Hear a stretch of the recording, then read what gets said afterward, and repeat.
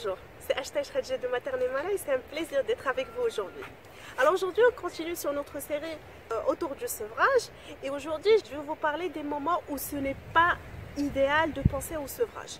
Alors on va diviser ces raisons à 3 raisons, des raisons liées à votre bébé, des raisons liées à vous, la maman, et des raisons liées à de grandes périodes de stress ou de changement dans votre vie. Alors, ce qui est lié à votre bébé, ça peut être une période de dentition.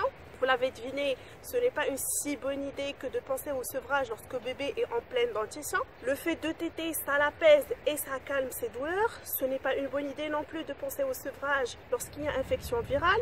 Votre lait lui procure de facteurs immunitaires qui vont l'aider à surmonter cette infection.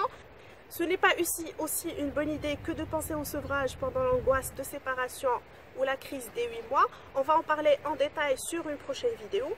D'autres raisons liées, des raisons liées à la maman, notamment peut-être une mastite, un engorgement, donc des désagréments liés à votre sein. Donc ce n'est vraiment pas une bonne idée que de sevrer pendant cette période-là, non plus pendant une hospitalisation, une opération chirurgicale, même si vous allez avoir beaucoup de conseils qui vont à l'encontre de ce que je viens de vous dire. Ce n'est pas très futé non plus de penser au sevrage lorsque vous passez par une grande période de stress, à savoir un éventuel retour au travail, une nouvelle grossesse, un divorce, un déménagement, etc.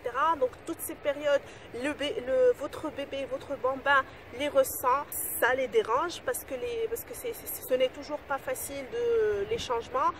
Et donc n'en rajoutez pas, ne lui imposez pas en plus un sevrage. En gros, ne pensez jamais au sevrage lorsque vous en avez marre d'allaiter. Pensez vraiment au sevrage à tête reposée, quand vous aurez vraiment pensé à la chose, quand vous aurez établi un plan d'action pour sevrer en toute tranquillité.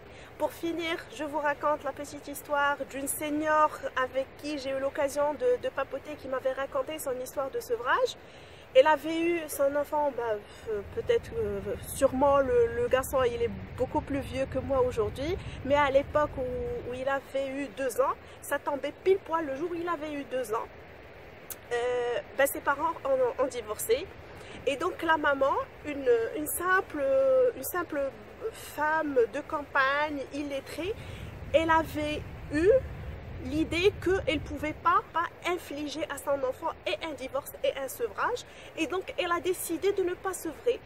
Et vous imaginez bien que c'est pas quelque chose qui courait les rues, c'était pas évident ni pour son entourage ni pour elle-même.